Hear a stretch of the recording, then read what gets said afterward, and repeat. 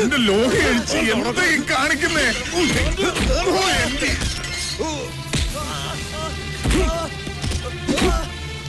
അവനെ ഇനി തല്ലരുത്,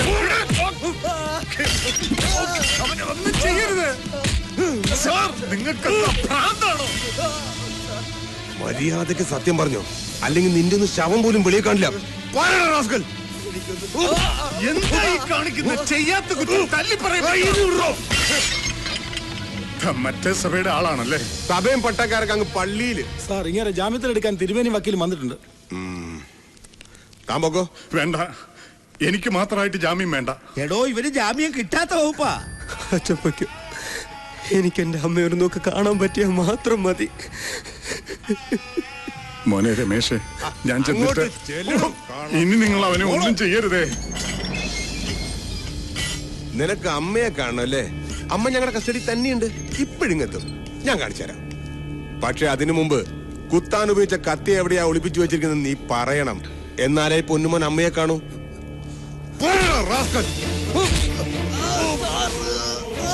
നീ ഒറ്റയ്ക്കാണോ കൊന്ന്, അതോ അമ്മയും കൂടി ഉണ്ടായിരുന്നോ? അമ്മയും മോനും കൊണ്ട് സത്യം പറയിപ്പിച്ചിട്ട് അലക്സ് പോൾ അടങ്ങൂ.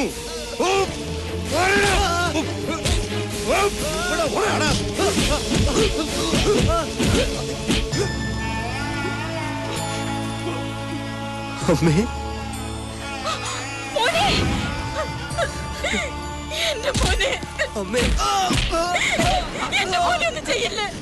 ഓഹോ, സത്യം പറയടി, അമ്മയും മോനും കൂടെ എങ്ങനെയാ മിനിസ്റ്റർ നടേശനെ കൊന്നത്? സാർ, ഞാൻ ആരെയും കൊന്നിട്ടില്ല സാർ. എന്റെ മോനും അത് ചെയ്യില്ല സാർ. എന്റെ അമ്മയെ തൊട്ടാ നീ എന്ത് ചെയ്യണം?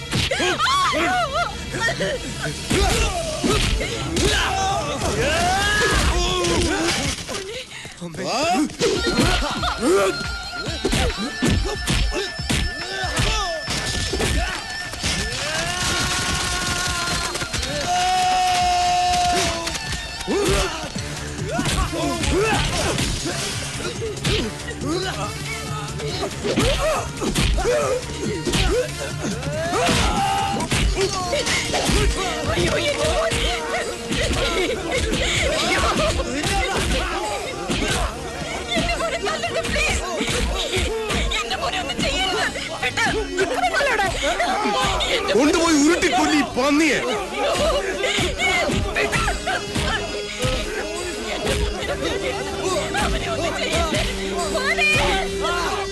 മിനിസ്റ്ററെ കൊന്നത് ഞാനാ മിനിസ്റ്ററെ കൊന്നത്.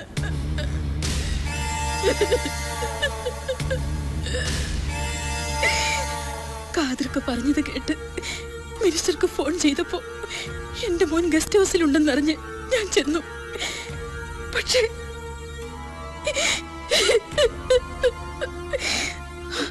ഞാനാ സാർ, ഞാനാ കൊന്നത്. ഞാൻ മാത്രം അല്ല, അമ്മ എന്നെ രക്ഷിക്കാൻ വേണ്ടി കള്ളം പറയാണ്. മോനെ, അതെ, അയാളെ കൊന്നത് ഞാനാ. എന്റെ ഈ കൈ കൊണ്ടാ കൊന്നത്. ഇല്ല, ഞാനാ കൊന്നത്. ഓഹോ, അമ്മയും മോനും തമ്മിൽ കൂടുതൽ നാടൻ കളിക്കല്ലേ? പറയടാ, നീ എങ്ങനെയാ മിനിസ്റ്ററെ കൊന്നത്? അന്ന് രാത്രി അമ്മയെ കാണാൻ ആശുപത്രി ചെന്നപ്പോ ഞാൻ ഗസ്റ്റ് ഹൗസിലുണ്ടെന്നറിഞ്ഞ് അമ്മ അങ്ങോട്ട് പോയെന്ന് കാതർക്ക് എന്നോട് പറഞ്ഞു. അതൊരു ചതിയാണെന്ന് മനസ്സിലാക്കി ഞാനും ഗസ്റ്റ് ഹൗസിലേക്ക് ചെന്നു.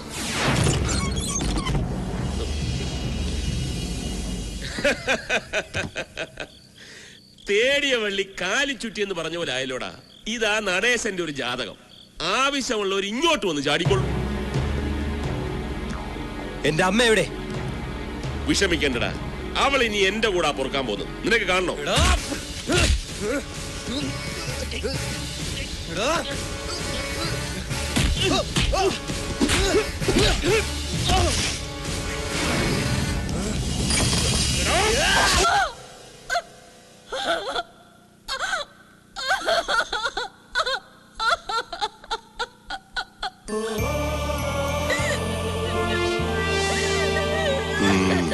അങ്ങനെ തത്ത പറയുന്ന പോലെ പറ. ഇപ്പൊ മനസ്സിലായോ? അവലിടെയും കർത്തയല്ല, ഈ അലക്സ് പോൾ.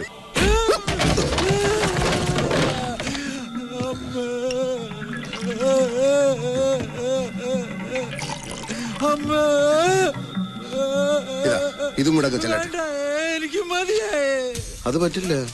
ഇനി ഒരുപാട് ഇടി കൊള്ളാനുള്ളതല്ലേ. ഒരു പ്രതിരോധ ശക്തി കിട്ടാൻ ബോഡിക്ക് ഇത് വളരെ നല്ലതാ. കൊലക്കേസിന്റെ ചുമതല തിരിച്ചു കിട്ടാൻ റെക്കമെൻഡ് ചെയ്യണമെന്ന് പറഞ്ഞ് എന്നെ കൊണ്ടുവന്നിട്ട്. അല്ലാതെ ക്വസ്റ്റ്യൻ ചെയ്യണമെന്ന് പറഞ്ഞാൽ ദാസപ്പൻ എന്റെ കൂടെ വരുമോ? ചാർജ് നഷ്ടപ്പെട്ട പോലീസ് ആയതുകൊണ്ട് ഇക്കാര്യത്തിന് സ്റ്റേഷനിൽ കൊണ്ടുപോകാൻ നോക്കൂ. ഇത്ര സൗകര്യമായിട്ട് തല്ലാൻ നോക്കൂ. ഇവിടെ ആയത് എത്ര നന്നായി. 1 മൈൽ ചുറ്റളവിൽ ഒരു വീട് പോലും ഇല്ല. മൈക്ക് വെച്ച് നിലവിളിച്ചാലും ആരും കേൾക്കുകയില്ല. ഇത് കുടിയിടൂ. കുടിക്കാൻ ഇനി എല്ലാം പറ. എനിക്ക് ഒന്നും അറിയില്ല സാർ.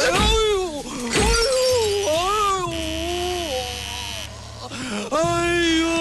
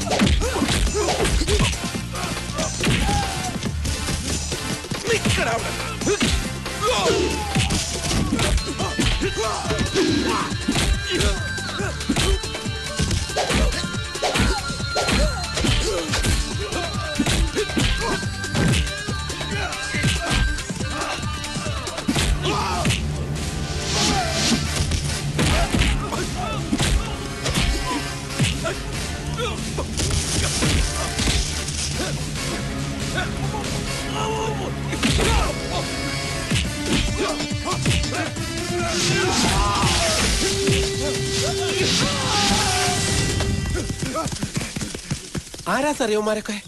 നമ്മുടെ അന്വേഷണം റൈറ്റ് ട്രാക്കിലാണെന്ന് ഞാനൊന്ന് പറഞ്ഞില്ലേ, അതിന്റെ തെളിവാണിത്. നമ്മുടെ അന്വേഷണം എന്നുള്ള പ്രയോഗം വേണ്ട സാർ.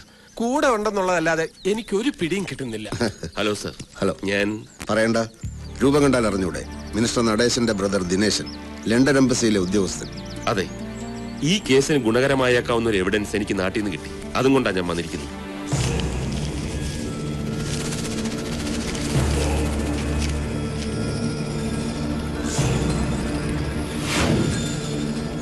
തക്ക സമയത്താണ് മിസ്റ്റർ ദിനേശനെ ഞാൻ കണ്ടത് സാർ.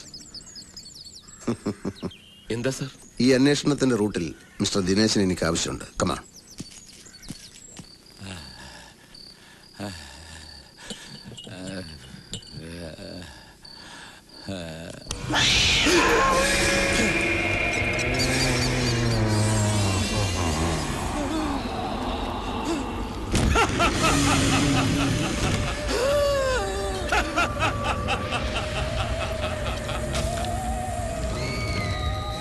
ദാസപ്പ,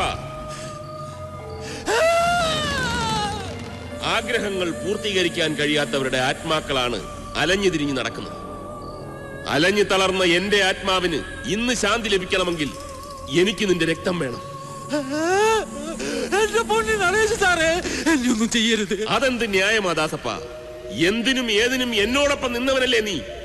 സ്വന്തം ആളായി നിന്നെ കൂടെ കൊണ്ട് നടന്നവനല്ലേ ഞാൻ?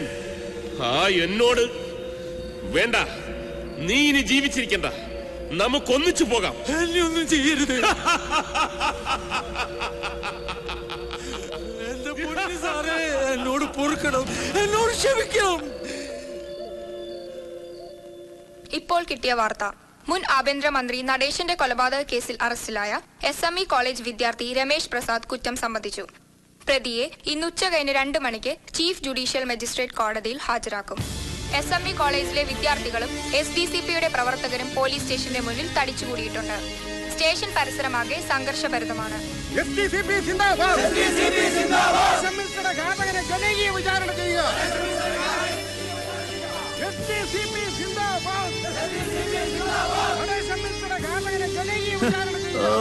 അവളുമാരുടെ ഒരു ചാട ഇപ്പൊ എല്ലാം തീർന്നല്ലോ. വിട്ടു തരൂ വിട്ടു തരൂ അവനെ ഞങ്ങൾക്ക് വിട്ടു തരൂ വിട്ടു തരൂ വിട്ടു തരൂ അവനെ ഞങ്ങൾക്ക് വിട്ടു തരൂ.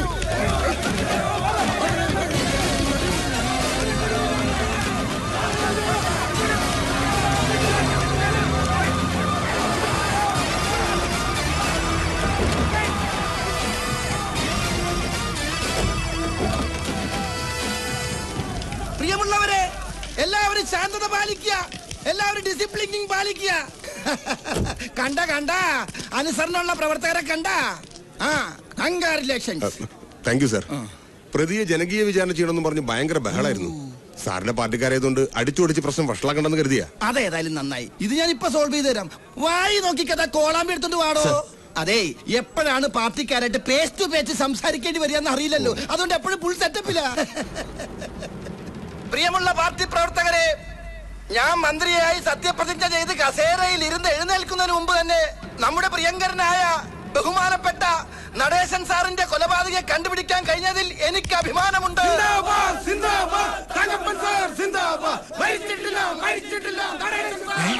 മരിച്ചിട്ടില്ല. അണികളുടെ മനസ്സിൽ നിന്ന് മരിച്ചിട്ടില്ലെന്ന്. നടേശൻ സാറിന്റെ കാതകനെ ഞങ്ങൾക്ക് വിട്ടുതരിക. ദയവ് ചെയ്ത് നിങ്ങൾ ബഹളം വെച്ച് കോംപ്രമൈസ് ചെയ്യരുത്. നമ്മുടെ പാർട്ടിക്ക് പറഞ്ഞിട്ടില്ല കോംപ്രമൈസിങ്. പ്രതിയെ കോടതിയിലേക്ക് കൊണ്ടുപോകാനുള്ള അവസരം ഉണ്ടാക്കി തരാൻ അപേക്ഷിക്കാൻ അഭ്യർത്ഥിക്കുകയാണ്. ഞാൻ പ്രതിയെ ഒന്ന് കണ്ടിട്ട് വരാം. എല്ലാവരും അക്ഷമരായിരിക്കുക.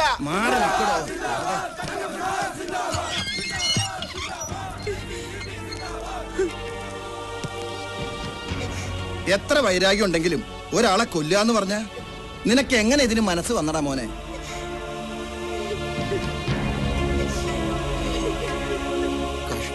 കോടതിയിലേക്ക് കൊണ്ടുപോകാൻ സമയമായി സാർ. കൊണ്ടുപോയിക്കോ, പാർട്ടിക്കാര് പ്രശ്നമൊന്നും ഉണ്ടാക്കില്ല. ഞാൻ മൈക്ക് കൂടി അലൗൺസ് ചെയ്തല്ലേ.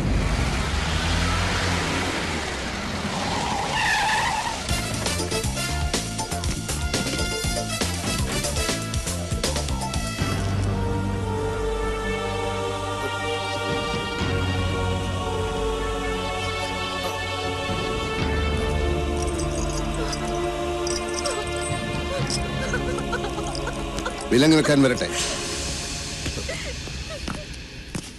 DGP വന്നതിന് ശേഷം കോടതിയിൽ കൊണ്ടുപോയാൽ മതി എന്നാണ് ഉത്തരവ്. സാർ എന്തോന്ന് ഈ പറയുന്നേ? ഇവിടുത്തെ പ്രശ്നങ്ങളൊന്നും സാധനം അറിഞ്ഞിട്ടാ. അമ്മയും മോനും കൈ കിട്ടിയ കടിച്ചു കയറാൻ നിൽക്കുക പാർട്ടിക്കാര്. ഒരു വിധത്തിൽ അവരെ പറഞ്ഞു നിർത്തിയിരിക്കുക തങ്കപ്പൻ സാറ്. ജനവികാരം നോക്കിയല്ല കുറ്റവാളിയെ തീരുമാനിക്കേണ്ടത്. അല്ല, ഈ കേസിൽ സാറിന് എന്താ കാര്യം? താനെന്തിനാ ബേജാറാവണത്? DGP വന്നോട്ടല്ലേ. സാർ അതിന്റെ ആവശ്യം എന്താ? കേസ് ഞാൻ തെളിയിച്ചു കഴിഞ്ഞു. പ്രതി കുറ്റവും സമ്മതിച്ചു. ഈ കൊലപാതകം ചെയ്തത് രമേശല്ല. അമ്മയെ രക്ഷപ്പെടുത്താൻ അവനങ്ങനെ പറഞ്ഞതാവാം.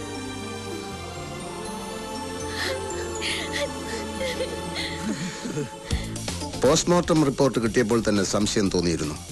പെട്ടെന്നുള്ളൊരു വികാരാവേശത്തിൽ നടത്തിയ സ്റ്റാബ് ഇഞ്ചറി ആയിരുന്നില്ല മിനിസ്റ്ററുടെ ബോഡിയിൽ ഉണ്ടായിരുന്നത്. ഒരു ആസൂത്രിത കൊലപാതകത്തിന്റെ കരവിരുത് വളരെ പ്രകടമായിരുന്നു. A professional touch. DGP എത്തിക്കഴിഞ്ഞു സർ.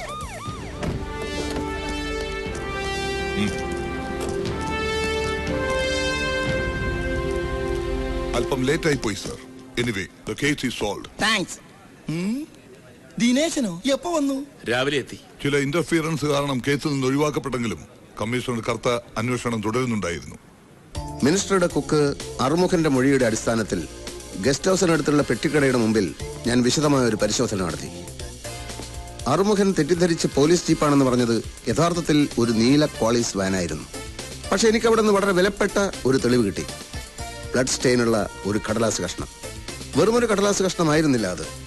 ഒരാളുടെ അഭിരുചി വ്യക്തമാക്കുന്ന എ പീസ് ഓഫ് എവിഡൻസ്. പ്രതി ഇപ്പോൾ ഞങ്ങളുടെ കസ്റ്റഡിയിലാണ്. 2 MLA-മാരുള്ള ഒരു പ്രാദേശിക പാർട്ടി. ഏത് മുന്നണി വന്നാലും ഇതിലൊരാൾ മന്ത്രിയായിരിക്കും. 20 വർഷമായി ഇതാണ് അവസ്ഥ. കോളേജിൽ വെച്ച് മിനിസ്റ്റർ നടേശന് രമേശന്റെ മർദ്ദനമേറ്റ അന്ന് സന്ധ്യ കഴിഞ്ഞ് മന്ത്രിമന്ദിരത്തിൽ ഒരു സംസാരം നടന്നു. ഇടോ തങ്കപ്പ, താൻ ഇത്രയ്ക്ക് മണ്ടനാണെന്ന് ഞാൻ കരുതിയില്ല. വേറെ നടക്കുന്ന കാര്യം വല്ല ഉണ്ട് പറടോ. അയ്യോ സാർ, എന്റെ മാനം കളയരുത്. ഞാൻ മന്ത്രിയായിട്ട് സത്യപ്രതിജ്ഞ ചെയ്യുന്നത് കാണാൻ എന്റെ ഭാര്യയും മക്കളും പാർട്ടി പ്രവർത്തകരും എല്ലാം നാട്ടിൽ നിന്ന് പുറപ്പെട്ടു കഴിഞ്ഞു. ഈടോ എന്നോട് ചോദിച്ചിട്ടാണോ അവരോട് പുറപ്പെടാൻ പറഞ്ഞത്? സാറല്ലേ പറഞ്ഞത് കേസ് ജയിച്ചു കഴിഞ്ഞാൽ അന്തസ്സോടെ രാജിവെക്കുമെന്ന്? പിന്നെ നമ്മുടെ പാർട്ടി എന്നുള്ള മന്ത്രി ഞാനായിരിക്കും. ഇനി ഞാൻ അങ്ങനെ പറഞ്ഞാൽ തന്നെ താൻ അത് വിശ്വസിക്കാവോ? എടോ ദാസപ്പ, എനിക്കുള്ള 3 വീക്ക്നെസ്സുകൾ എന്തൊക്കെയാ? തങ്കപ്പനും അത് അറിയാമല്ലോ. പവർ ഇല്ലെങ്കിൽ പിന്നെ പണമില്ല, പണമില്ലെങ്കിൽ പെണ്ണുമില്ല. മിനിസ്റ്ററാ, ഇപ്പോഴെങ്കിലും ഒന്ന് വിളിക്കാൻ തോന്നിയല്ലോ. നീ പേടിക്കേണ്ട നന്ദിനി, രമേശനെ പോലീസ് കൊന്നിട്ടൊന്നുമില്ല.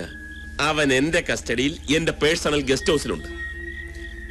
ഏയ്, എനിക്കങ്ങനെ വാശി ഉണ്ടായിരുന്നെങ്കിൽ ഇപ്പോഴവന്റെ ശവം പോലും ഈ ഭൂമിയിൽ കാണില്ലായിരുന്നു. പക്ഷേ എനിക്ക് ഒരു വാശിയുണ്ട്.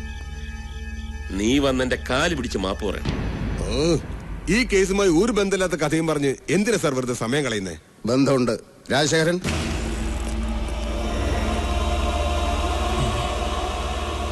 എന്റെ ഈശ്വര, ദാസപ്പന, എനിക്കത് വിശ്വസിക്കാൻ കഴിയുന്നില്ല. തങ്കപ്പ സാർ എന്നോട് പൊറുക്കണം. ദാസപ്പ, നിനക്കിത് എങ്ങനെ ചെയ്യാൻ തോന്നിയടാ? ഇയാളല്ല സാർ, പ്രതി വേറെയാണ്. പിന്നെ ആരാ? ഒരു രഹസ്യ യാത്രക്കെന്നും പറഞ്ഞ് ദാസപ്പനെ കൊണ്ട് പാപ്പച്ചന്റെ കോളീസ് വാൻ കടം വാങ്ങി പ്രതി ഗസ്റ്റ് ഹൗസിലെത്തി. പിന്നാമ്പുറത്തുള്ള ഗേറ്റിലൂടെ അകത്തേക്ക് കടന്നു.